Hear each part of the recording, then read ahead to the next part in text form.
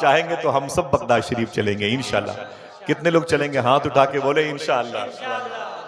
इन्हीं सरकारों के साए में चलेंगे। ये धनबाद है, आसनसोल है, कोडरमा के करीब में मेरे दोस्त हैं, विजय सिंह उनका नाम है। विजय सिंह, वो बगदाद शरीफ बहुत जाते हैं। विजय सिंह नाम है, सुभान अल्लाह।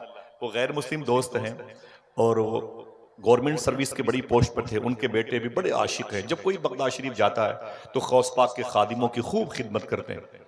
मैंने कहा कि विजय भाई, बोले क्या बात है? मैंने कहा हुजूर गौस पाक की बारगाह में पहली मर्तबे आप आए हैं। जब वो साथ में थे बोले जी। तो मैंने कहा कि हुजूर गौस पाक का दरबार कैसे लगा? देखना कितने लोग सुभान अल्लाह कहते हैं। मैंने कहा सैयदना शेख की बारगाह कैसे लगी? तो बोले आसिफ भाई, मैंने गौस पाक की जाली पकड़ के कहा, या शेख अब्दुल कादिर जिलानी, मैं हिंदू हूं, मुझे नहीं पता मैं क्यों पैदा हुआ हूं। जो समझेगा वही सुभान अल्लाह कहेगा। मुझे नहीं पता मैं क्यों पैदा हुआ हूं, लेकिन जब से मैंने आपका दरबार, आपका रोज़े शरीफा देखा है, मेरे दिल से आवाज आ रही है, बस आप ही को देखने के लिए पैदा हुआ हूं। नाराए तकबीर, नाराए रिसालत, फैज़ाने गौसे आज़म, आप ही को देखने के लिए पैदा हुआ हूं। मैंने देखा एक हिंदू भाई के दिल में गौस पाक की मोहब्बत, तो मुझे याद आए आला हजरत।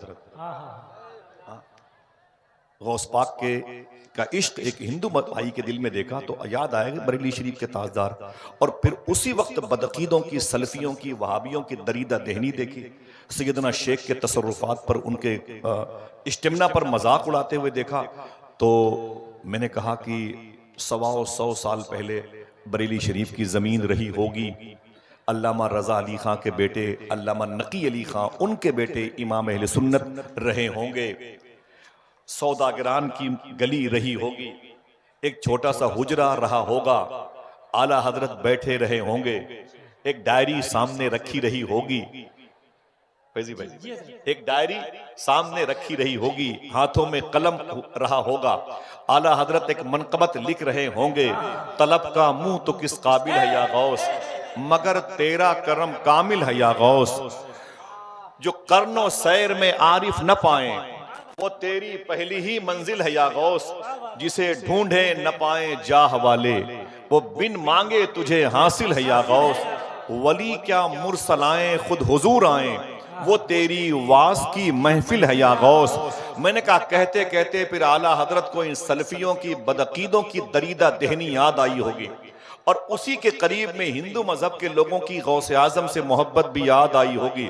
तो आला हजरत ने कलम को डायरी पे रखा होगा और फिर दाहिने हाथ को पेशानी पर मारा होगा और कहा होगा, दत्तरी की सितम कोरी वहाबी राफजी की, कि हिंदू तक तेरा कायल है या गौस, कि हिंदू तक तेरा कायल है या गौस।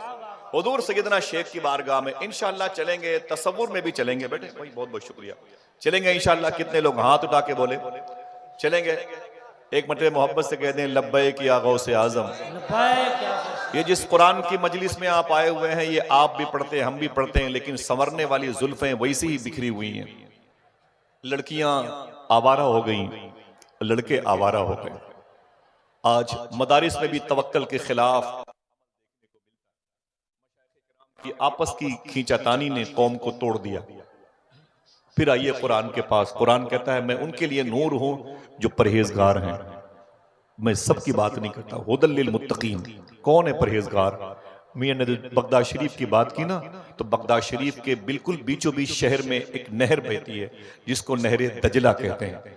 उसके एक हिस्से को काजमैन कहते हैं और दूसरे हिस्से को आजमैन कहते हैं। जहां 100 मरतबे ख्वाब में अल्लाह को देखने वाले इमाम आजम अबू हनीफा आराम कर रहे हैं, उनके रोज़े शरीफा के बगल में शेख अबुल हुसैन नूरी आराम कर रहे हैं। उनके रोज़े शरीफा के करीब में वो बुजुर्ग हैं जिनका नाम हम मुनाजात में लेते हैं, बहरे शिबली शेर हक, दुनिया के कुत्तों से बचा एक कारक अब्द वाहिद बेरिया के वास्ते।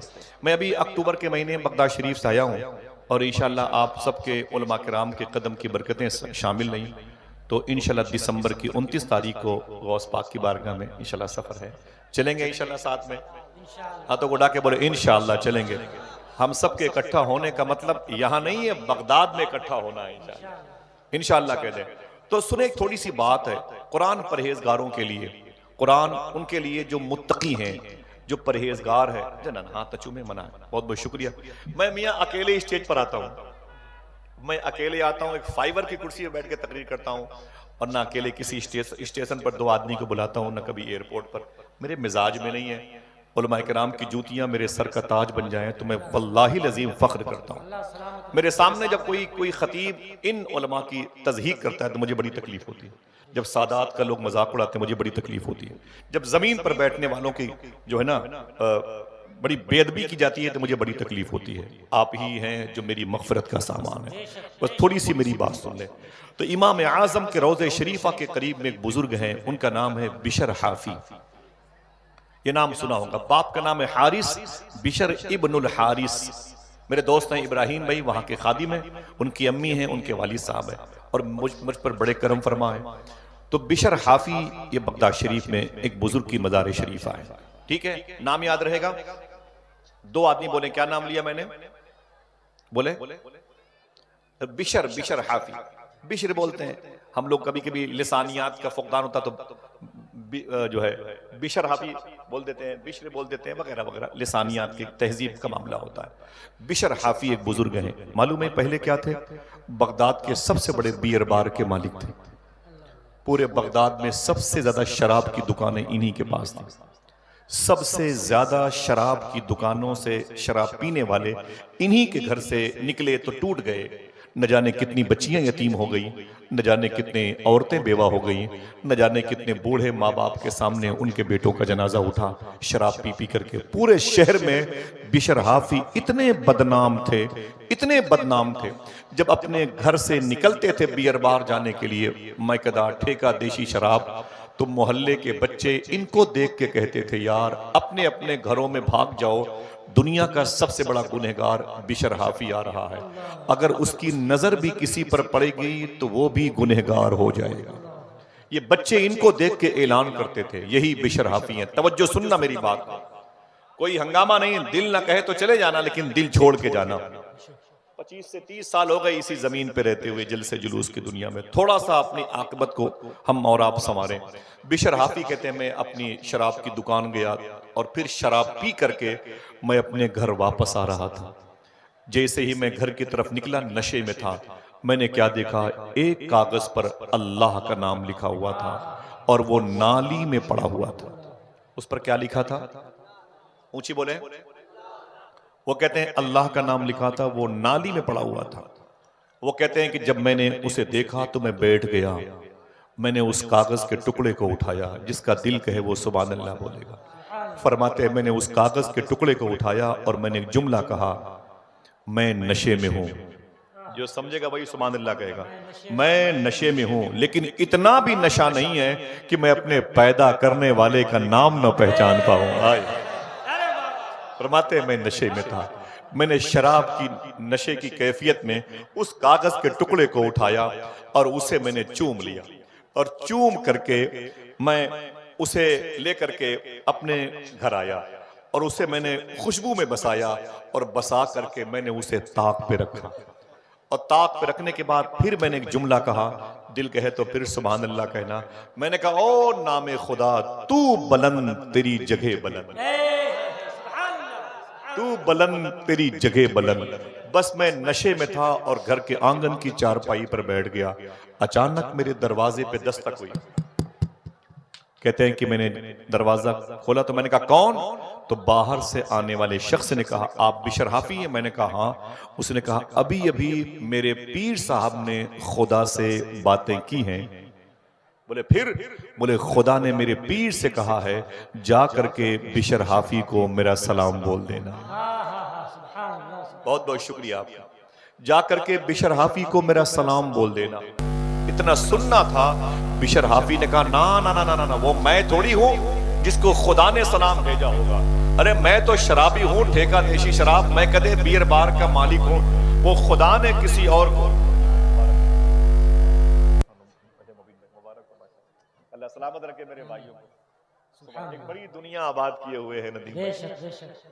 खुशी होती है ऐसी आवाजें जो नात के हवाले से उनको भी बुलाने की सलाहियत रखती हैं, जो कभी नात की महफिलों के करीब से भी नहीं गुजरे। हम हिंदुस्तान के हर उस लहजे का एहतराम करते हैं कि जिसको हुजूर की तारीफ करना, हुजूर की मदह करना, हुजूर की बारगाह में नात का शेर पढ़ना, जिसको शरफ मिला, मेरे लिए इस कबीले का हर फर्द लायक एहतराम है। उसमें से नदीम भाई मेरे सर के ताज है। माशाल्लाह। बैठे रहिए, कोई हंगामा ना कीजिएगा, और उठने बैठने का सिस्टम जैसे नहीं बनाए हैं ऐसे ना बनाइएगा। उसके बाद जब आप कहेंगे तो बातें एंड तक पहुंच जाएंगी। बिशर हाफी कहते हैं कि मैंने कहा क्या हुआ? बोले मेरे पीर ने रब से बातें की हैं, तो मेरे पीर से रब ने कहा है कि जाकर के बिशर हाफी को मेरा सलाम बोल देना। बिशर हाफी रोने लगे, बोले ना ना ना, वो मैं नहीं हूं, मैं तो शराबी हूं। तो बोले यही बात तो मेरे पीर ने अल्लाह से कही। मेरे मौला वो तो शराबी है, उसको सलाम भेजता है। तो बोले मेरे पीर से रब ने कहा, सुन मेरे बंदे सुन, मेरे दोस्त, अभी अभी बिशर हाफी ने मेरा नाम कागज पे लिखा हुआ था, उसे नाली से निकाल करके धुल करके मुश्क में बसा के ताक पे रखा है। जब से उसने मेरा नाम नाली से निकाल करके उसे खुशबुओं में लपेट के ताक पे रखा है, मैंने भी उसे जहन्नम से निकाल के जन्नत पे जाके जगह। पूरा कुरान तो बड़ी बात है यार। एक मिनट, आवाज ज्यादा हो गई भाई, आवाज कम करें। पूरा कुरान तो बड़ी बात है अब्दुल सत्तार भाई, ये बड़ी बात है भाई, बड़ी बात। आप देखें कि इस कुरान को नाजिल करने वाले का नाम किस कदर बाबरकत है। बिशर हाफी रोने लगे, बोले मेरे मौला तू तो जानता है कि मैंने इन बच्चियों को यतीम किया है, मैंने इन बुजुर्गों को पनपने नहीं दिया, कस्बे से ज्यादा कब्रस्तानों में लोगों को पहुंचाया है शराब पिला के। एक दिन तेरा नाम उठाया तो तूने मुझे सलाम भेजा। तड़पने लगे, शराब की भट्टियां तोड़ दी, सब खत्म कर दिया। आके नहाए, नहाने के बाद नया लिबास पहना। आज इरादा करके निकले हैं अल्लाह का वली कोई मिलेगा तो उसके हाथ पे तौबा करूंगा और फिर पूरी जिंदगी अल्लाह वालों की सोहबत में रहूंगा। आज तौबा करने के इरादे से जैसे निकले हैं वैसे मोहल्ले के वो बच्चे जो इनको देख करके ये कहते थे अपने अपने घरों में घुस जाओ, वरना बिशर हाफी दुनिया का सबसे बड़ा गुनहगार आ रहा है, अगर इसकी नजर भी किसी पर पड़ गई तो वो भी गुनहगार हो जाएगा। आज वही बच्चे ये कह के घर से बाहर निकलने लगे, यार बाहर आ जाओ, अरे बच्चों बाहर आ जाओ, देखो बिशर हाफी तौबा करने जा रहा है। आज इसके कुर्ते की भी हवा किसी को लग गई तो वो भी अल्लाह का वली हो जाएगा। नजरें बदल गई तो नजारे बदल गए। कुरान मुत्तकियों के लिए हिदायत है। सरकारे बिशर हाफी फरमाते हैं, मैं निकला तो एक अजीम शान बुजुर्ग थे, उनकी बारगाह में गया। इनकी जो मज़ार शरीफा है बगदाद शरीफ में मौजूद है, इमाम आज़म अबू हनीफा के रोज़े शरीफा के करीब में मौजूद है। चलेंगे इंशाअल्लाह। सुने ये बात आगे की है।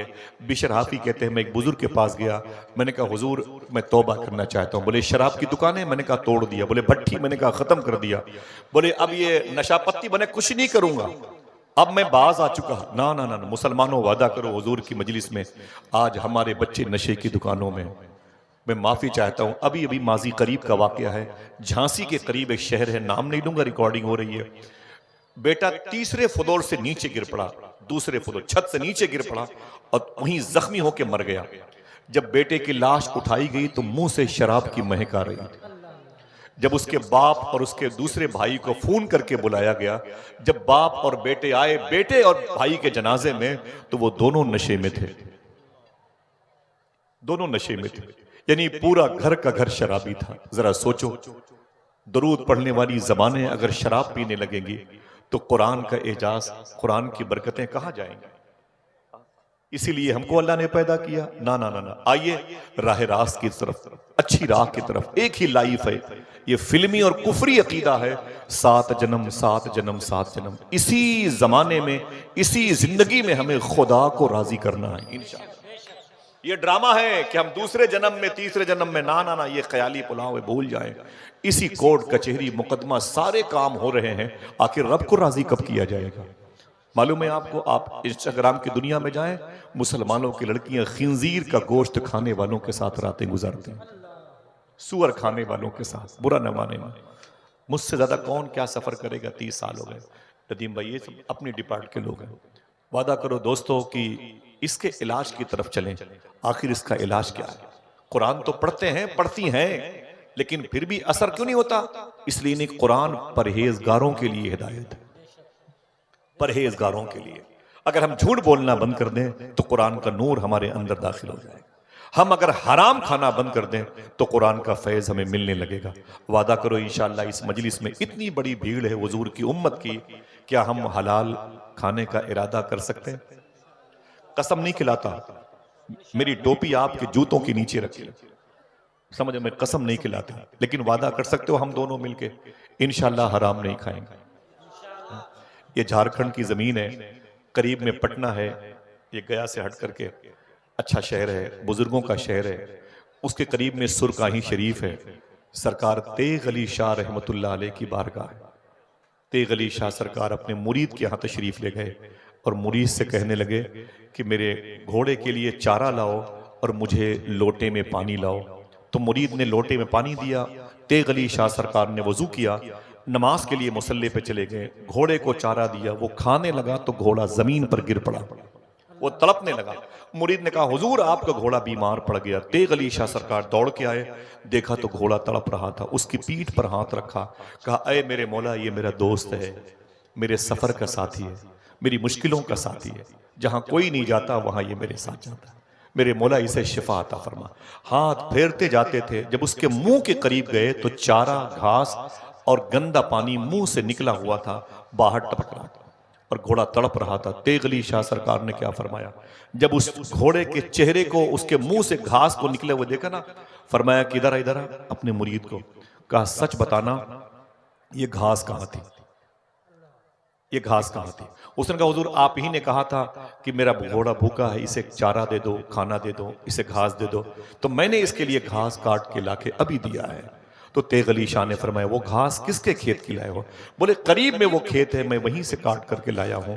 तेग अली शाह ने फरमाया सच बोलना वो खेत किसका है, सच बोलना वो खेत किसका है? उसने कहा मेरे ही कस्बे के एक साहब का है। बोले वो हैं कहां? बोले वो रहते हैं दूसरे मोहल्ले में। तेग अली शाह ने फरमाया सच बताना, क्या तूने बगैर पूछे घास काट के मेरे घोड़े को खिलाया है? तो मुरीद ने कहा हुजूर हाँ ये गलती मुझसे हो गई है। साहिबो कभी न भूलना इस मजलिस को और इस जुमले को। तेग अली शाह रोने लगे और आपने फरमाया सुन, जैसे तेग अली हराम नहीं खाता, तेग अली का घोड़ा भी हराम नहीं खाता।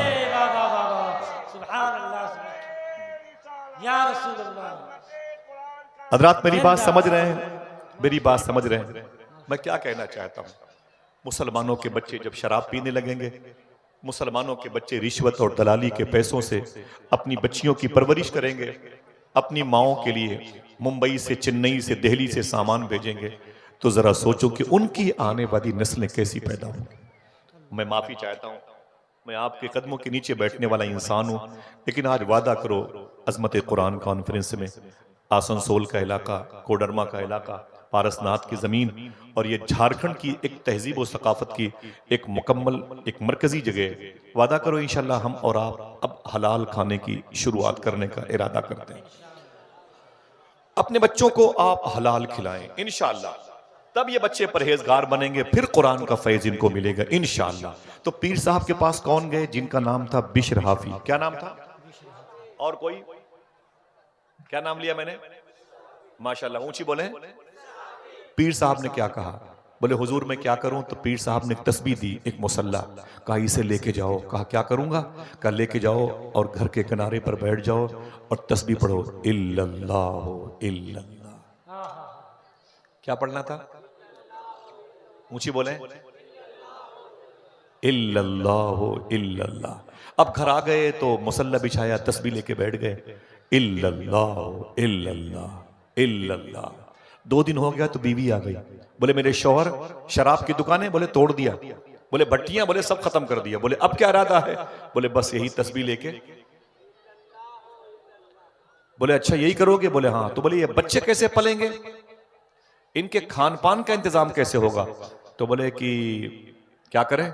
तो बीवी ने कहा शहर के इसी चौराहे पर 25-50 मजदूर सुबह को खड़े होते हैं, वहीं जाके तुम भी खड़े हो जाओ, वहीं जाके तुम भी खड़े हो जाओ और तुम्हें भी कोई अपने घर लेके जाएगा, तुमसे सुबह से शाम तक मजदूरी करवाएगा और फिर रात में वापसी में 300-500 मिल जाएंगे, दाल नमक चावल का इंतजाम हो जाएगा। तो बिशर हाफी ने क्या कहा? सुबह को जाऊंगा। कहां जाना था? शहर के चौराहे पर जहां मजदूर होते हैं, वहीं जाना था किसी न किसी के घर में मजदूरी करने के इरादे से। लेकिन जब सुबह निकले तो झोला लिया, लोटा लिया, मुसल्ला लिया, तस्बीह ली, कंधे पे रखा। उनके घर से तकरीबन 1.25 किलोमीटर के फासले पर वो नहर है जिसे नहरे दजला कहते हैं। मैं पैदल गया हूं इसलिए बता रहा हूं, नहरे दजला कहते हैं। वहां नहीं गए शहर के चौराहे पर जहां मजदूर होते हैं, वहां गए जहां वो नहर का पानी था। वहीं गए, लोटे से पानी निकाला, वजू किया, मुसल्ले को बिछाया, 2 रकात नमाज पढ़ी और तस्बीह लेके बैठ गए। इल्लल्लाहु इल्लल्लाह। क्या अल्लाह का नाम है, मोहब्बत से बोले इल्लल्लाहु। जितने लोग बैठे हैं उतनी आवाजें आ जाए तो रब का फजल भी जमीन पर आ जाए। इल्लल्लाहु इल्लल्लाह इल्लल्लाह। जब शाम हुई ना, जब शाम हुई तो लोटा, झोला, मुसल्ला, तस्बीह कंधे पे रखा और घर में आ गए। तो बीवी ने कहा क्या हुआ, काम किया? बोले दिन भर किया। और काम क्या किया था? माशाल्लाह, क्या किया था? बीवी ने पूछा काम किया? बोले दिन भर किया। काम क्या किया था? तो बीवी ने कहा फिर मजदूरी। जिसका दिल कहे वो सुभान अल्लाह बोले। बोले मालिक बहुत अच्छा है। बोले क्या मतलब? बोले कि जिसके यहां मैं काम कर रहा हूं वो तो बिना मांगे देने वाला है। हाय हाय सुभान। जरा मोहब्बत से कह दो सुभान अल्लाह। आपको दिया है, किसको किसको उसने बिना मांगे दिया। आप कितने खुशकिस्मत हैं कि आपको अल्लाह ने कुरान पढ़ने की तौफीक अता फरमाई। इस नेमत से हिंदुस्तान के विदेश मंत्री को महरूम रखा। आप और हम कितने अल्लाह के फजल करम के और शाकिरीन की सब में आ जाएं, साए में है माशाअल्लाह। मालूम है क्या कहा?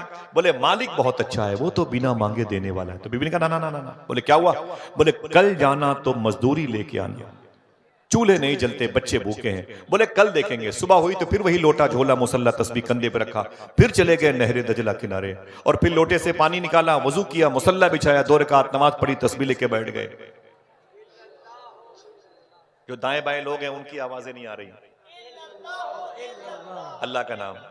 जब हुजूर गौस पाक मदायन के जंगल में ये नाम लेते थे तो जंगल के सारे दरिंदे, शेर, चीते गौस पाक की बारगाह में गोलाई में आके बैठ जाते थे और आवाज में आवाज मिला के पढ़ा करते थे। जिसके सदके में, जिसके फजल से ये जबानें मिली हैं, आज उस रब का नाम हमारी जबानें नहीं लेती। सरकार बिशर हाफी कहते हैं मैं तस्बीह लेके बैठ गया, इल्लल्लाहु इल्लल्लाह। जब शाम हुई तो फिर लोटा, झोला, तस्बीह, मुसल्ला कंधे पे रखा, फिर घर आया तो बीवी ने कहा क्या हुआ? तो मैंने कहा दिन भर काम किया। काम क्या था? तो बीवी ने कहा कि वो मजदूरी। तो फिर बोले मालिक बहुत अच्छा है। एक ही 2 दिन तो काम किया हूं, मजदूरी मांगते हुए शर्म लगती है। एक ही 2 दिन तो काम किया हूं, मजदूरी मांगते हुए शर्म लगती है। फिर बीवी ने क्या कहा? मेरी बहनों सुनना, बीवी ने क्या कहा? ना ना ना ना, बात नहीं बनेगी। कल जाना तो मजदूरी लेके आना, और अगर कल शाम को तेरा मालिक मजदूरी ना दे तो परसों से ये काम बंद, फिर कहीं और जाना। दिल कहे तो सुभान अल्लाह कहना। बीवी के कान में बोले काम तो यही करूंगा, मजदूरी मिले कि न मिले। हाय हाय जरा मोहब्बत से कह दो सुभान अल्लाह। काम क्या था? इल्लल्लाह। सरकार बिशर हाफी कहते मैं चला तो फिर मैं जाके 2 रकात नमाज पढ़ी, तस्बीह लेके बैठा, इल्लल्लाह के नारे लगाए। असर की नमाज के बाद मैं घर आता था, नहीं आया। बीवी का अल्टीमेटम था कुछ लेके आना, तो थे ही नहीं कुछ। तो कहते हैं मैंने मगरिब पढ़ी वहीं पर, इशा पढ़ी वहीं पर, नहीं आया। घड़ी थी नहीं। मिसाल के तौर पर सोचे कि रात के आखिरी हिस्से में जाएंगे, मेरी बीवी मेरे बच्चे अंधेरे में सो जाएंगे, मैं जाऊंगा दरवाजे पे बैठ जाऊंगा, और फिर जब दरवाजे पर बैठ जाऊंगा तो चटाई पे सो जाऊंगा, फजर की आवाज आएगी अजान की, मस्जिद चला जाऊंगा, नमाज पढ़कर सीधे भूखा प्यासा नहरे दजला के पास आऊंगा, फिर यही लोटे से वजू का पानी निकालूंगा, वजू के बाद चटाई बिछा के, मुसल्ला बिछा के नमाज पढ़ूंगा, फिर यही तस्बीह लेके बैठ जाऊंगा।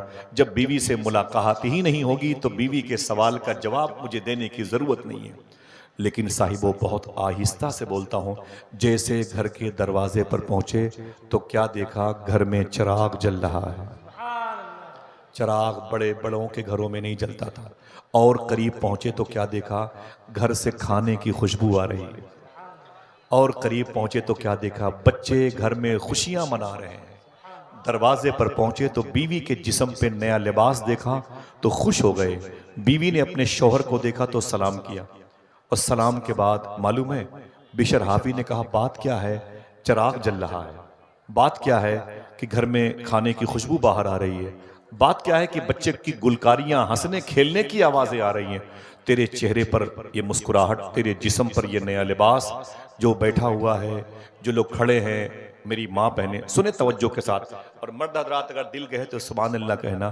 तो मालूम है बीवी ने क्या कहा, ऐ मेरे शौहर, तुम 3 दिन से जिस मालिक के यहां काम करने जाते हो, उस मालिक के दिन में 2 नौकर 1 महीने का राशन लेके आए थे। हाय 1 महीने का राशन लेके आए थे।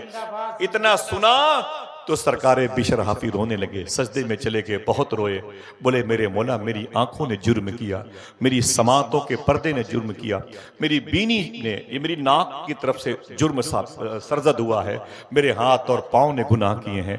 बस 3 दिन तक नहरे दजला के किनारे पर तेरा नाम लेता रहा, इल्लल्लाह इल्लल्लाह, तो तूने फरिश्तों को भेज करके 1 महीने का राशन भेज दिया। तेरा करम बहुत रोए, दाढ़ी भीग गई, जमीन भीग गई, चटाई भीग गई। बीवी ने अपने शौहर को हिचकी में रोते हुए देखा तो क्या कहा मालूम है, ऐ मेरे शौहर उठ जाएं, खड़े हो जाएं। बिशर हाफी जैसे खड़े हुए, मालूम है क्या कहा बीवी ने, ऐ मेरे शौहर, तुम 3 दिन से जिसके यहाँ मजदूरी करते हो, उसके जो 2 बंदे दिन में 1 महीने का राशन लेके आए थे, वो जाने से पहले तुम्हारे नाम एक मैसेज भी देके गए। जो बहरे होंगे वो भी सुभान अल्लाह कहेंगे, जिन लोगों ने अब तक नहीं कहा वो भी कहेंगे, जो कहना नहीं जानते वो भी कहेंगे। सुने, अल्लाह अकबर। बोले क्या हुआ, बोले वो आपके नाम मेरे शौहर एक मैसेज भी देके गए हैं। बोले वो मैसेज क्या है, तो बीवी ने कहा वो तुम्हारे मालिक के 2 बंदे मुझसे कह रहे थे कि मालिक ने कहा है जा करके बिशर हाफी की बीवी से बोल देना, वो अपने शौहर से कह देगी कि मालिक ने कहा है, अपने शौहर से कहना कि तुम काम में कमी ना आने देना, मैं मजदूरी में कमी ना आने दूंगा। अल्लाह अल्लाह अल्लाह। 1 मिनट, आप में से बहुत मुअद्दब तरीके से कोई एक आदमी दरमियान से एक नारा लगाए, जरा हाथों को उठा के जवाब दीजिए माशाल्लाह, ऊंची आवाज में।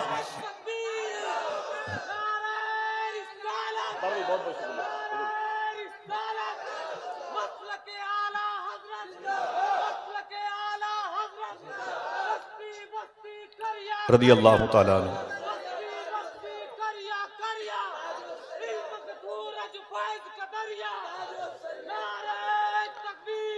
हजरात ये मोहब्बत बहुत ना भाई, मेरे नाम के नारों की मुबारक गूंज में कहीं मकसद खत्म न हो जाए, यही है मसलके आला हजरत। समझ रहे मेरी बात, खुदा की कसम यही है मसलके आला हजरत। अगर हमारे बच्चे हलाल खाने लगे तो कहना कि हमारे बच्चे मसलके आला हजरत की राह पे, आला हजरत की राह पे, मसलक पे चलते नजर आते हैं। वल्लाही लजीम, झूठ बोलने से हमारे बच्चे बाज आ जाएं तो कहना कि मेरे बच्चे अब कुरान के फैजान का नूर पा चुके हैं। क्या कहा था कि तुम्हारे, अच्छा अभी तक मालिक पेंडिंग में है, वो मालिक कौन है? 3 दिन तक अल्लाह का नाम लिया, 1 महीने का राशन आया, आवाज दी गई तुम काम में कमी ना आने देना, मैं मजदूरी में कमी ना आने दूंगा। मुझे बताएं कि अल्लाह का फضل कैसे जाहिर होता है। ये 3 दिन काम किया था तो 3 दिन की मजदूरी आती नहीं, जो उसका नाम 1 मर्तबे लेता है, अल्लाह मकबूल लोगों की महफिल में उसका नाम 10 मर्तबे लेने की तौफीक अता फरमाता है। 1 के बदले 10, 2 के बदले 20 और 3 के बदले 30 दिन की बरकतें अल्लाह ने अता फरमाई। कभी कभी मालूम है, आइए मस्जिद के कोने में, मैं गुजारिश करता हूँ, माँ बहनों से भी गुजारिश करता हूँ, तुम्हारी औलाद है, ये तुम्हारे शौहर कहते हैं फलां होटल की पनीर बहुत अच्छी है, फलां होटल की बिरयानी बड़ी अच्छी है, आओ चलते हैं वहां खाने के लिए। इनसे कहो कि कभी कभी मोहल्ले की मस्जिद में चले जाएं, इस्तिंजा खाने साफ कर दें, मस्जिद के जो मुसल्ले हैं उन पर इत्र लगा दें, कुरान के पारे जो बोसीदा हैं, जुज़दान पुराने हैं। मेरी बहनों 50-50 हजार रुपए के लाचे पहन के शादियों में दुल्हन बन के घूमती हैं मेरी बहनें। सूफिया कहते हैं इन लड़कियों से कहो कभी मार्केट से अपने शौहर से अच्छे कपड़े मंगवाएं, नया जुज़दान कुरान का नया लिबास बना करके उसे मस्जिद में भेज दें। आप परफ्यूम लगाते हैं, खुशबूदार चीजें लगाते हैं, नॉन अल्कोहल की चीजें लगाते हैं। सूफिया कहते हैं कभी कभी मस्जिद में लेके चले जाएं, मुसल्ले पे सजदा करने की जगह पे खुशबू लगा दें। बोले इससे क्या होगा?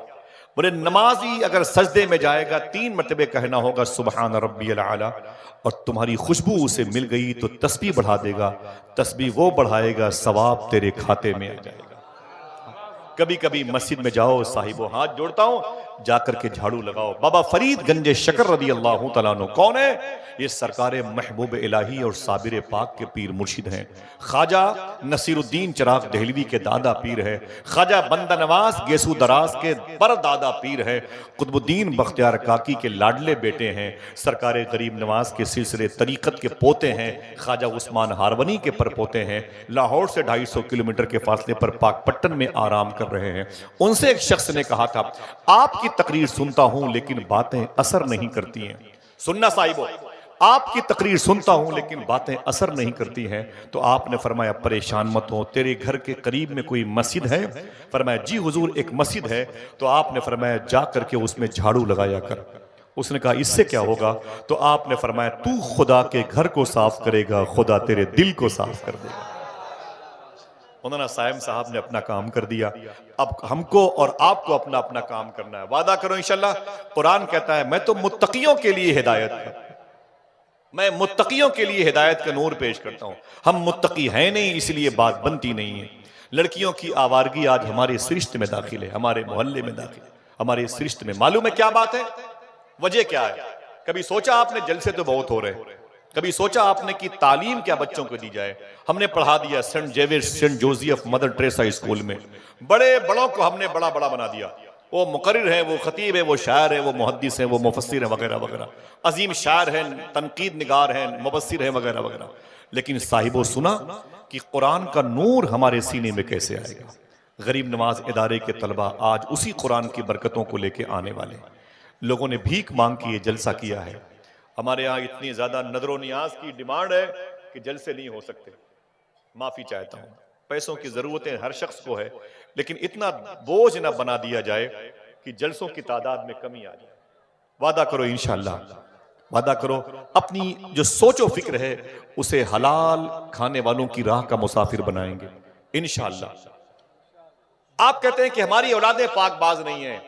सूफिया कहते हैं कि लड़के आगे आवारा हो जाएं तो उनको किसी मुअव्विस, किसी दुआ तवीज लिखने वालों के पास मत ले जाओ। अगर लड़के आवारा हो जाएं तो सबसे पहले दस्तरखान पर गौर करो, कहीं से हमारे घर में हराम लुकमा तो नहीं आ रहा। मेरी बात समझ रहे हैं? बोलो भाई, समझ में आ रही है? गौर करो, दस्तरखान पर हराम लुकमा तो नहीं आ रहा है। अगर हराम खिला के हमने अपने बच्चों को पढ़ा के आपने दिल्ली और फिर चेन्नई और बैंकॉक और बेजिंग भेज दिया, यूगोस्लाविया भेज दिया, चेचेनिया भेज दिया, अजरबैजान भेज दिया, तो बच्चे आवारा हो जाएंगे। उनके टेबल पर शराब की बोतलें रखी होंगी, वो कुरान की तौहीन करेंगे। वादा करो इंशाअल्लाह अपने बच्चों को हलाल खिलाएंगे। वो जो एजाज़े कुरान है, अजमत कुरान है, उसका फैज़ बच्चों को कैसे मिलेगा? आइए मैं आपको एक छोटी सी बात बताता हूं। वादा करो इसे अपनी बहन बेटियों को बताओगे? हाथों को डाके बोले इंशाअल्लाह। ऊंची बोले मैं ऊंची। मैं लखनऊ के करीब का हूं और हमारे यहाँ बड़ी संजीदगी है। ये लखनऊ तो नहीं है। एक ऐलान के लिए बड़ा प्रेशर है जी कर दे माशाअल्लाह जी। वो स्टेज के बाएं तरफ जो गाड़ियां हैं, मैं उनसे गुजारिश करूंगा कि आप गाड़ी हटा लें ताकि लोगों को आने जाने में कोई परेशानी ना हो। स्टेज के बाएं तरफ जो गाड़ियां लगी हुई हैं, मैं उनके मालिकान से गुजारिश करूंगा कि आप गाड़ी को सेट कर लें। बहुत बहुत शुक्रिया। जरा हाथों को उठा के बोल दें लब्बैक या रसूल अल्लाह। लब्बैक या रसूल। ऊंची बोले, ऊंची बोले। अब सफर करना आसान काम नहीं है। ट्रेनों पर हो, आपको देख करके कमेंट्स होता है, आपको देख के तनकीद होती है। फ्लाइट में जाएं तो परेशानी है, टोपी लगा ले तो परेशानी है, उतार दे तो परेशानी है। इस लिबास में सफर करना मुश्किल काम है। वजह क्या है? आइए मैं आपको बताता हूं। किताबों में कहते हैं लोग कि मुहावरा है कि शेर और बकरी को एक घाट पर पानी पिला दिया। हमारे यहाँ एक इमाम साहब आए हैं, लोग कहते हैं वो जो है ना बड़े बड़ों को भी गरीबों के करीब लाके खड़ा कर दिया, शेर और बकरी को एक घाट पर पानी पिला दिया। ये मुहावरा बन गया। लेकिन हमने कहा क्या कभी ऐसा हुआ है कि शेर और बकरी को एक घाट पर पानी पीते हुए देखा गया है? जब मैंने फाइल पढ़ी तो पता चला 1350 साल पहले मुल्क शाम, जिसे सीरिया कहते हैं, जिसकी राजधानी को दमिश्क कहते हैं, जिसके आंगन में एक ऐसी कब्रिस्तान है जिसमें इमाम हुसैन की सगी बहन अम्मी ज़ैनब आराम कर रही हैं। अगर दिल कहे तो बोलो इमाम हुसैन की सगी बेटी मखदूमा सुकैना आराम कर रही हैं। अगर कोई मना करे तब भी कहना कि सरकारे बिलाल हबशी भी आराम कर रहे हैं, सरकारे अमीर मुआविया भी आराम कर रहे हैं। इसी मुबारक शहर में सैफुल्लाह का टाइटल पाने वाले जनाब खालिद इब्न वलीद भी आराम कर रहे हैं, सुल्तान सलाहुद्दीन अय्यूबी भी आराम कर रहे हैं, जनाब उमर बिन अब्दुल अजीज नाम के एक बड़े अजीम बुजुर्ग भी आराम कर रहे हैं। इसी शहर के करीब में इब्न बतूता भी लेटे हैं। इसी शहर में शेख अकबर शेख मुहीउद्दीन इब्न अरबी भी लेटे हुए हैं। चलेंगे इंशाअल्लाह। हाँ तो उड़ा के बोले इंशाअल्लाह। बड़ी ज़ियारतें हैं, मुझे उधर जाना नहीं है, मुझे बस एक दो बातें करनी है। हम अपने खान पान पर गौर करें ताकि हम कुरान का वो नूर पा जाएं जो मुत्तकियों के लिए कुरान में महफूज है। ऐसे बहुत लोग पढ़ते रहते हैं लेकिन फैज नहीं मिलता। तो मैंने जब देखा तो पता चला मुल्क शाम के जंगल में एक घाट पर शेर और बकरी पानी पी रहे थे। शेर और बकरी एक घाट पर पानी पी रहे थे। अल्लाह अकबर।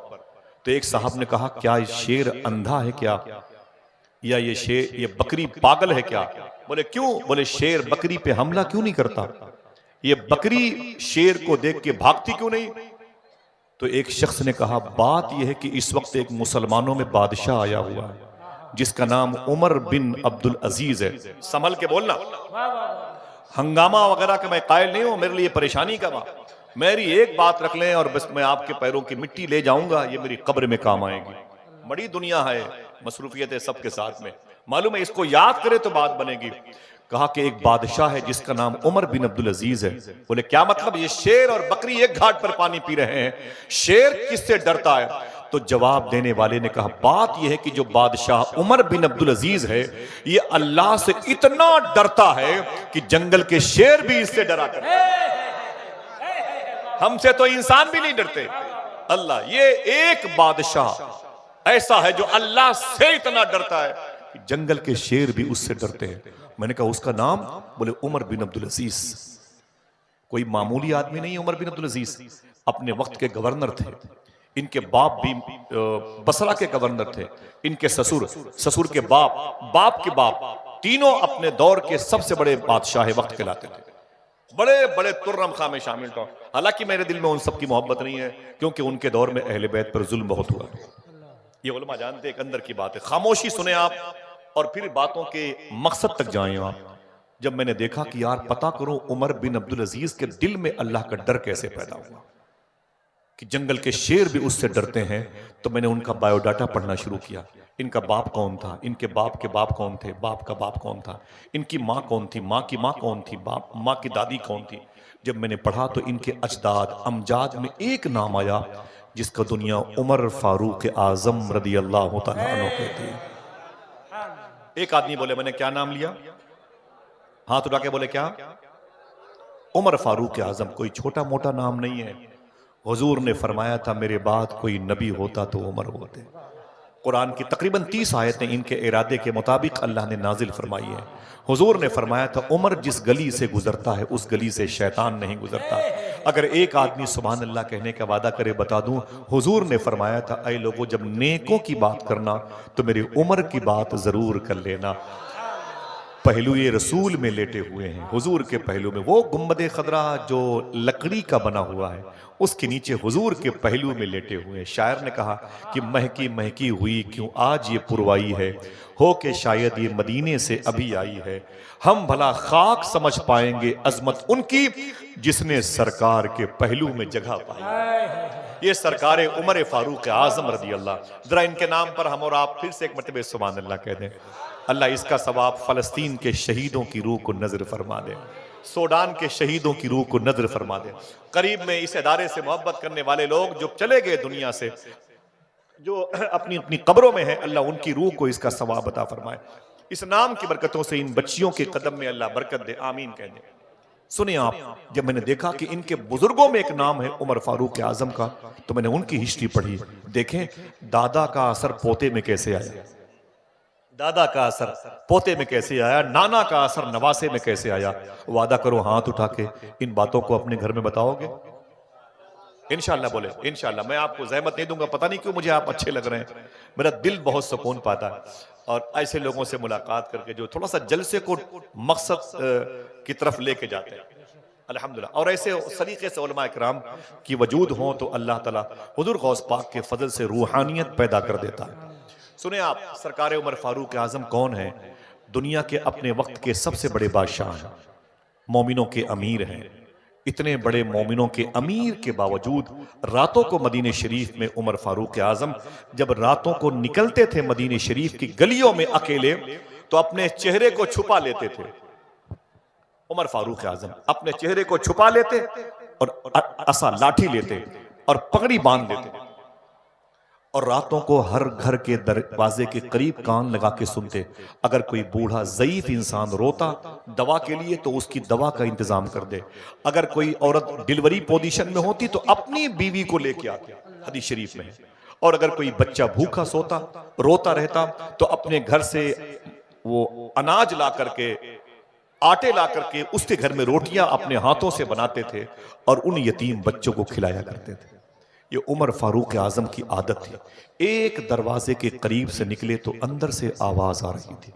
माँ ने अपनी बेटी से कहा, अरे मेरी बेटी दूध में पानी मिला दे। क्या कहा?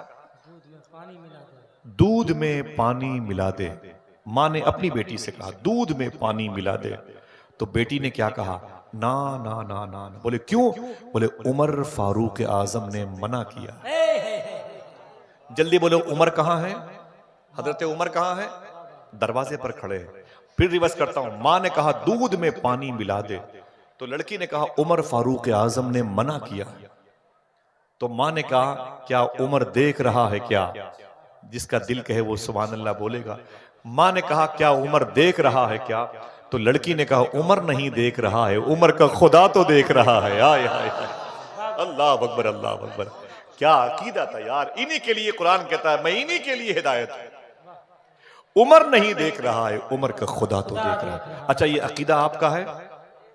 किसका किसका अकीदा है कि अल्लाह उसे देख रहा है? उठाए रखें, उठाए रखें, तकलीफ ना हो तो उठाए रखें। अकीदा है आपका अल्लाह उसे देख रहा है। हमारा तो अकीदा है कि अल्लाह के फजल से उसका हबीब भी हमें देख रहा है। अकीदा है, लेकिन माफी चाहता हूं यही अकीदा बंद कमरे में होते हैं तो कहां चला जाता है। जब हम होते हैं खिड़कियों के पर्दे बंद करते हैं, बहुत बहुत शुक्रिया भाई, खिड़कियों के पर्दे बंद करते हैं और दरवाजे बंद करते हैं, मोबाइल हमारे हाथों में होता है, रात रात भर गाने बजाने सुनते हैं, तो ये अकीदा उस वक्त कहां चला जाता है? समझ रहे हैं? उस वक्त भी तो अल्लाह हमें देखता है, उस वक्त भी तो अल्लाह के रसूल हमें देखते हैं। तो क्या ये सारे जुर्म हम अल्लाह के रसूल की मौजूदगी में करते हैं? हमें आप बताएं। और आप मुझ जैसे कुत्तों से बदतर इंसान से पूछें, आसिफ साहब तुम भी तो यही जुर्म करते हो, तो न तुम्हारे पास कोई जवाब मिलेगा न मेरे पास कोई जवाब मिलेगा। माफी चाहता हूं, जब कोई बड़े अलकाबो आदाब से बुलाता है तो मुझे बड़ी तकलीफ होती है। दुआ करे अल्लाह हम सब का ईमान पर खात्मा अता फरमाए। साहिबो बड़ी अंधेर कब्र है और बड़ी मुश्किल की वो आने वाली साअत है जिसकी तरफ दिल जाता है तो रातों को नींद नहीं आती है। अल्लाह हम सबको आखिरत की तैयारी का जज्बा अता फरमाए। आमीन कह दो। क्या कहा? माँ ने कहा दूध में पानी मिला दो। लड़की ने कहा कि उमर फारूक आजम ने मना किया। माँ ने कहा क्या उमर देख रहा है? कहा। लड़की ने क्या कहा? उमर नहीं देख रहा है, उमर का खुदा तो देख रहा है। उमर फारूक आजम ने सुना तो दरवाजे पर एक निशान लगाया और वापस आ गए। सुबह को पुलिस भेज करके उस घर में जितने लोग हैं सबको पकड़ कर लाओ, ये अल्टीमेटम दिया। उस घर में दो ही लोग थे, वो माँ और बेटी। मेरी बहनों सुनना, माँ और बेटी जब वो दोनों आए उमर फारूक आजम के चटाइयों के दरबार में बैठे ना, तो आपने अपने चारों बेटों को बुलाया। उमर फारूक आजम ने कहा बैठ जाओ। और उस औरत से क्या फरमाया? औरत सुन, सच बोलना, झूठ न बोलना। ये बता रात में किसने कहा था दूध में पानी मिला दे? रात में किसने कहा था दूध में पानी मिला दे? उस औरत ने कहा यह गलती मुझसे हुई है। अच्छा ये किसने कहा था कि उमर फारूक आजम ने मना किया? लड़की ने कहा बेइज़्निल्लाह मैंने कहा था। अल्लाह के हुक्म से मैंने ये बात कही। अच्छा, ये किसने कहा था? अरे मिला दे, क्या उमर देख रहा है क्या? उस औरत ने कहा ये गलती मुझसे हुई है। तो उमर फारूक आजम ने कहा अच्छा ये किसने कहा था कि उमर नहीं देख रहा है, उमर का खुदा तो देख रहा है। लड़की ने कहा कि हुजूर ये बात मैंने कही थी। उमर फारूक आजम रोने लगे, बहुत रोए, दाढ़ी शरीफ भीग गई। और आपने अपने बेटों से कहा ऐ मेरे बेटों, फरमाया क्या बात है? कहा मैं ये चाहता हूं कि तुम चारों में से 3 अपनी शादी अपनी मर्जी के मुताबिक कर ले, लेकिन आप चारों में से कोई एक बेटा अपनी एक शादी मेरी मर्जी के मुताबिक कर ले। तो चारों में से एक बेटे ने कहा अब्बू आप किसी बेटे की शादी कहाँ एक की शादी करना चाहते हैं? दिल कहे तो सुभान अल्लाह कहना।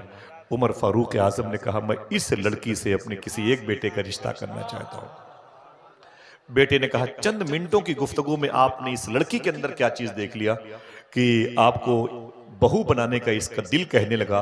उमर फारूक आजम रोने लगे और क्या कहा साहिबो, ये मुबारक ज़मीन है, रिकॉर्डिंग हो रही है, पूरी दुनिया के लोग देखेंगे सुनेंगे।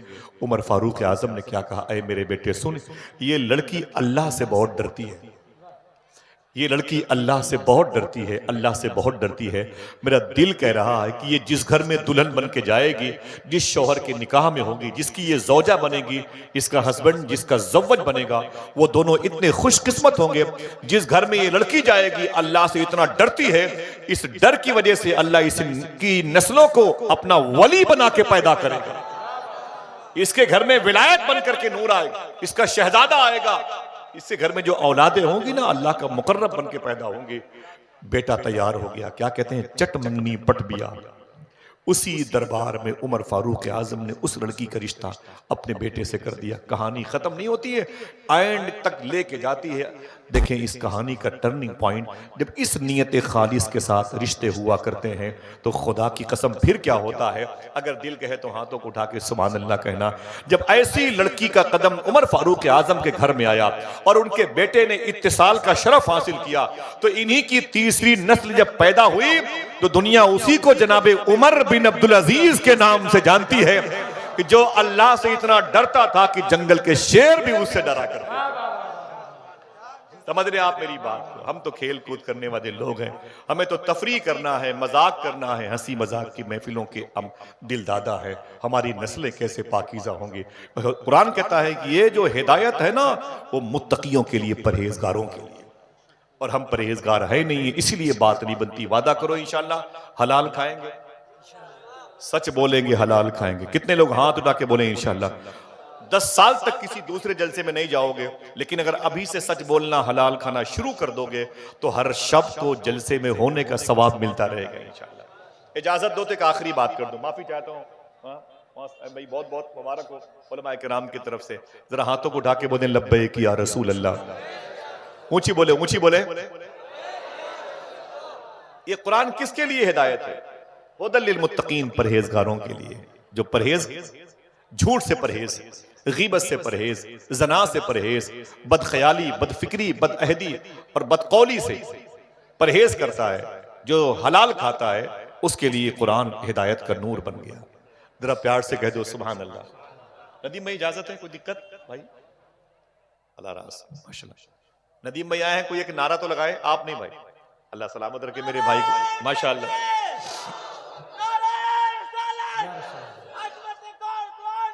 माशाल्लाह, सुभान अल्लाह, कोई बात, सुभान अल्लाह। अज़मत कुरान कॉन्फ्रेंस है कि नहीं? न हो नहीं है अगर उसका शीन काफ दुरुस्त, न हो नहीं है अगर उसका शीन काफ दुरुस्त, वो हक पे है तो नहीं उससे इख्तलाफ दुरुस्त, है कि नहीं? बेटे देखिए, ये कुरान किसके लिए हिदायत का नूर है, किसके लिए हिदायत का नूर है। अगर हम इस बात को समझ लें तो वल्लाहि लज़ीम हमारी गोद की नस्लें हमारे बुढ़ापे का सहारा बने कि न बने, हमारी मग़फ़िरत का सामान जरूर बन जाएंगे इंशाअल्लाह। हाथ उठा के बोले इंशाअल्लाह। माँ बाप की इसी नियत खालिस के साथ में अपने बच्चों की परवरिश की, और बेटा बड़ा हुआ, अपने वक्त का आलिम दीन बन गया। तवज्जो है हुजूर, अपने वक्त का आलिम दीन बन गया। माजी करीब का वाकया है, अपने वक्त का आलिम दीन बना, और जब आलिम दीन बना तो सिर्फ आलिम दीन ही नहीं बना, अपने वक्त का आशिक रसूल भी बन गया। अपने वक्त का वो आशिक रसूल भी बन गया। उसके इश्क के चर्चे होने लगे, उसके नाम के डंके बजने लगे। अजीम शान आलिम दीन के पैकर में, नाम उनका मेरी जबान पर है लेकिन वो पेंडिंग में है। मालूम है, बड़े चर्चे हुए उनके, बड़े चर्चे हुए, बड़े हुए तो उनकी शादी हुई। जिस लड़की से शादी हुई वो लड़की बड़ी परहेजगार थी। मालूम है, अगर नीयतें अच्छी होती हैं तब लड़के अच्छे हो, असल अच्छी हो तब नस्ल अच्छी हुआ करती। 100 साल पहले एक बुजुर्ग थे, शेख इस्माइल नबहानी रहमतुल्लाह अलैह। शेख इस्माइल नबहानी, लोग इनको मुजद्दिद कहते हैं। आला हजरत सरकार की किताबों पर इनकी तकरीर, इनके तासुरात लिखे हुए हैं। शेख इस्माइल नबहानी, उलमा किराम खामोशी समात कर ले, उनका मुझ पर एहसान होगा। शेख यूसुफ बिन इस्माइल नबहानी, यूसुफ नाम, बाप का नाम इस्माइल नबहान। ये रमल्ला, गाजा, खान यूनुस जो फलस्तीन से 150 किलोमीटर के फासले पर है, वहीं पर करीब में एक बस्ती थी नबहान, ये वहीं के रहने वाले थे। बड़े अजीम आशिक रसूल थे। मुझे इनके बारे में कुछ कहना नहीं है, मेरी बहनें सुनना। इनकी शादी एक बड़ी हसीन लड़की से हुई, बड़ी खूबसूरत लड़की से हुई। जब लड़की से काफी दिनों के बाद उनकी सहेली से मुलाकात हुई, हुजूर देखें, उनकी सहेली से मुलाकात हुई ना, तो सहेली ने क्या कहा, तेरी शादी कहां हुई है? तो फरमाया कि मौलाना यूसुफ बिन इस्माइल नबहानी मेरे शौहर हैं। बोले, ओ तुझे मौलवी मिला? अच्छा, तुझे मौलवी ही मिला रिश्ते के लिए, कोई और नहीं मिला? तो वो खामोश हो गई। बोले, कुछ भी कह लो। बोले, ना ना ना ना ना, तू इतनी हसीन थी, तुझे तो अमीर शहर भी पसंद करता, वक्त के बड़े बड़े टॉप क्लास के रऊसा भी तुझे अपनी बीवी, अपने बहू बनाते, तुझे एक मौलवी ही मिला? तो हजरत यूसुफ बिन इस्माइल नबहानी की बीवी ने क्या कहा, क्या मतलब? बोले, तुझे इस मौलवी के साथ रिश्ता करके क्या मिला? देखिए, बहुत बड़े बुजुर्ग की बात करता हूं। पूरी जिंदगी मदीने के नाम पे तड़पते रहे, लेकिन रोजे रसूल के अंदर कभी नहीं गए।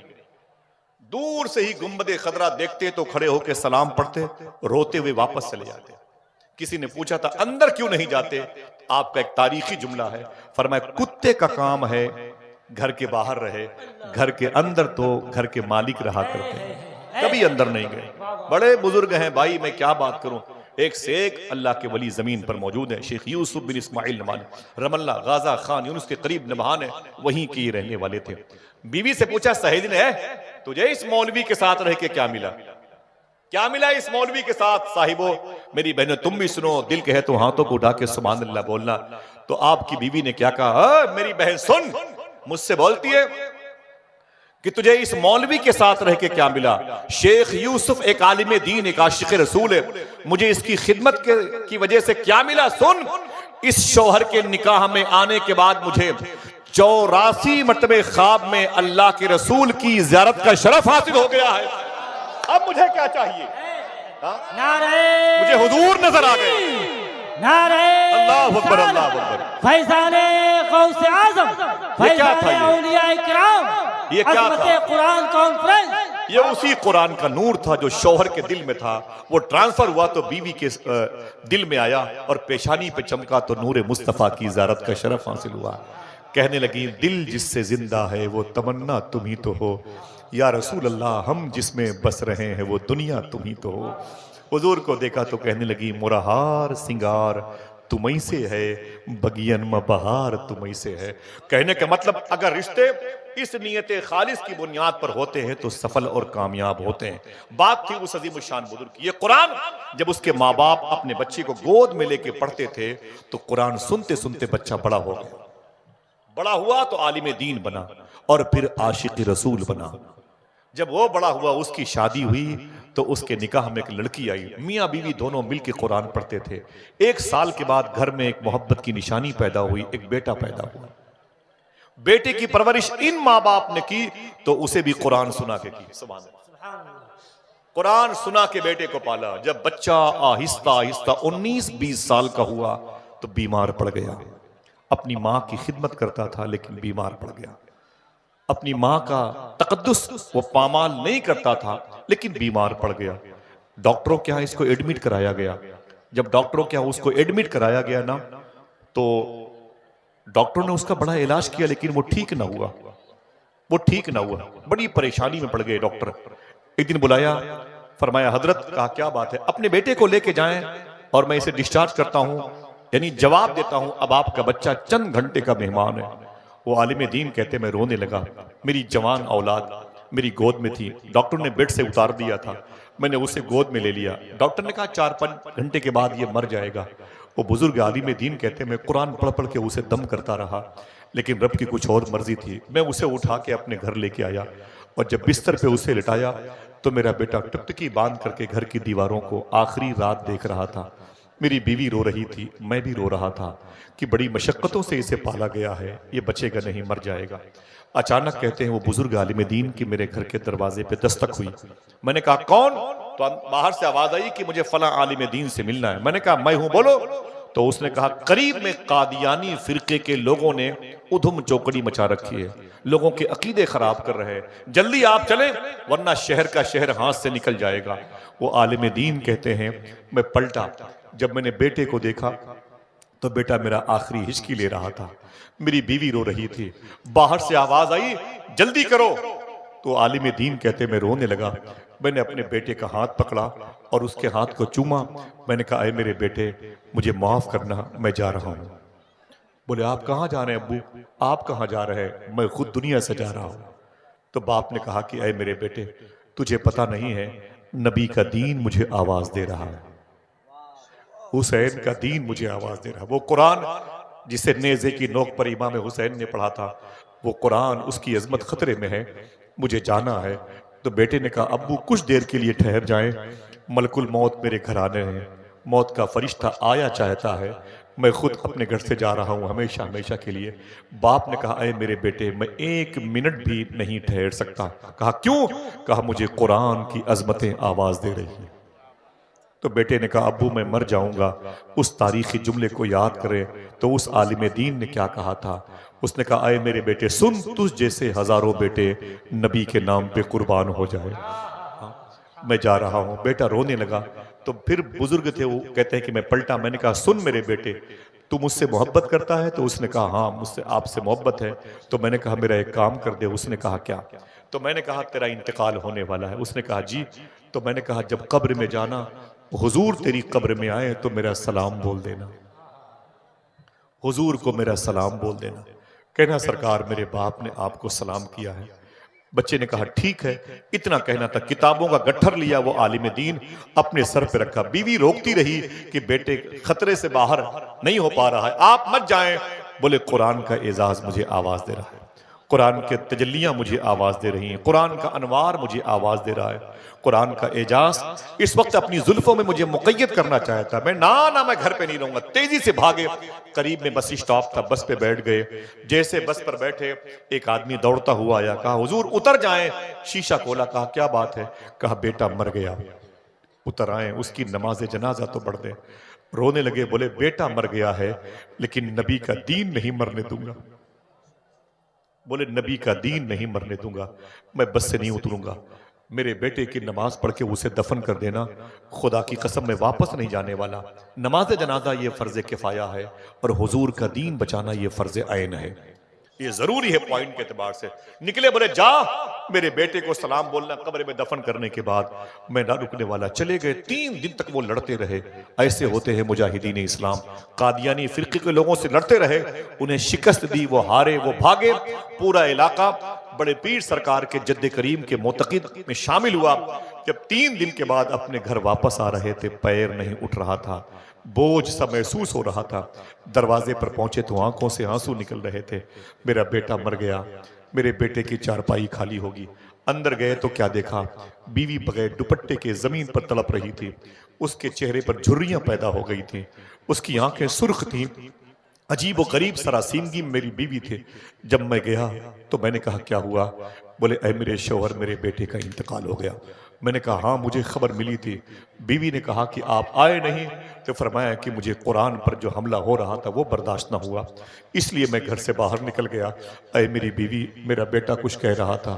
तो बीवी ने कहा जाने से पहले उसने इतना कहा था, अम्मी मौत का फरिश्ता मेरे घर आ गया है, अब मैं जा रहा हूँ, अब्बू घर पे आए तो उनको मेरा सलाम बोल देना, कहना कि आपके बेटे ने आपको सलाम भेजा। इतना कह के जब बीवी बेहोश हो गई तो अपनी बीवी को होश में लाए और पूछा कब्र कहाँ है? पता चला करीब में कब्रिस्तान में उसकी कब्र है जहां तदफीन अमल में आई है। वो बुजुर्ग कहते हैं मैं गया, मैंने जब बेटे की कब्र देखी तो लिपट गया, बहुत रोया, उस कब्र की मिट्टी को चूमता रहा और मैंने एक दुआ की, ऐ मेरे मौला मेरे बेटे की कब्र को जन्नत के बागों में से एक बाग बना देना। ऐ मेरे मौला तू समद है, बेनियाज है, तू कादिर मुतलक है, तू फाइल हकीकी है। एक ही मेरा बेटा था, वो तेरी बारगाह में है, मेरी इस कब्र में है, मेरे बेटे की कब्र को जन्नत के बागों में से एक बाग बना देना। जिस कुरान की हिफाजत के लिए मैं निकला था, जिस कुरान की हिफाजत के लिए मैंने अपने बेटे के आखिरी सफर में शरीक न हुआ, आज वो कुरान महफूज है, उस कुरान की हिफाजत का नूर मेरे बेटे को अता फरमा, इसकी कब्र में रोशनी फैला दे। कहते हैं जैसे ही मैं दुआ करके वापस आया अपनी बीवी के पास, मैंने कुछ खाया पिया, इशा की नमाज पढ़ी, जैसे मैं सोया मेरे ख्वाब में मेरा बेटा तशरीफ लाया। वो कहते जैसे मैंने अपने बेटे को देखा लिपट के रोने लगा, तो मैंने कहा बेटे क्या हुआ?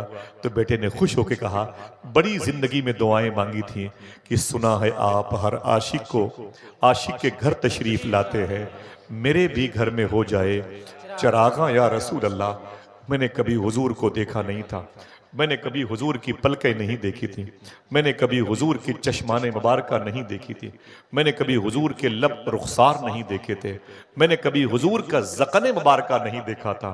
लेकिन अब्बू जब मैंने कब्र में हुजूर को देखा तो दिल ने कहा अगर मुझे पता होता तो और पहले मैं इस कब्र में चला आता, चेहरे मुस्तफ़ा देखने के लिए। क्यों?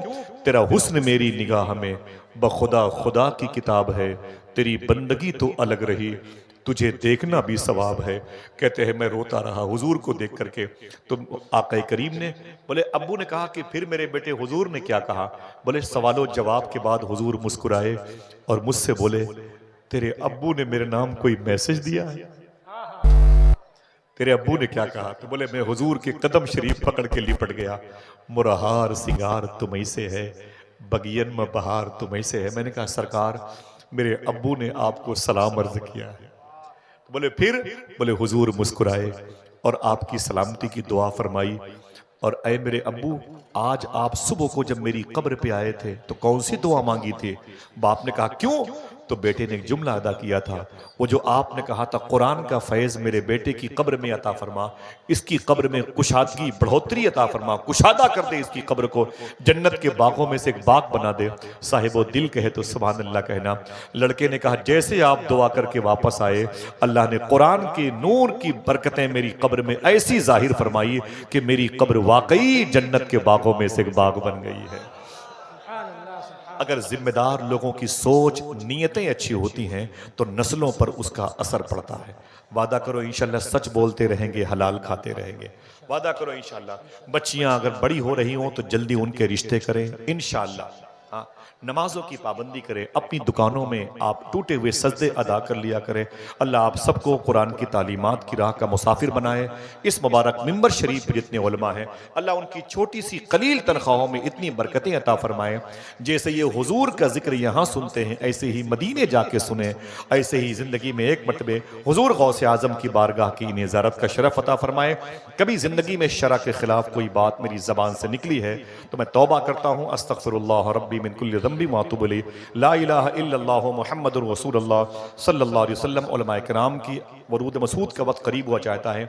इम्तियाज़ भाई को उनके दोस्तों को बहुत बहुत मुबारक हो। मेरे भाई की निज़ामत है। नदीम भाई तशरीफ़ लाए हैं, मैं खुद आपके करीब बैठ के उनके नाते सुनना चाहता हूँ। हुज़ूर गौस पाक की मनक़बतें इनकी मैं बहुत सुनता हूँ तन्हाई में। अल्लाह मेरे इन तमाम तर भाइयों को गौस पाक की बारगाह में कसरत के साथ जाने वाले ज़ायरीन के असबाब को फराहमी का मकसद बना दे। इजाज़त दें, फिर किसी मौके पर मिलेंगे। ज़रा हाथों को उठा के बोल दें लब्बैक या रसूल अल्लाह। ऊँची बोले, ऊँची बोले, लब्बैक या रसूल अल्लाह। अज़मत कुरान जिंदाबाद, कुरान की तालीमात जिंदाबाद। अस्सलामु अलैकुम व रहमतुल्लाहि व बरकातुहू।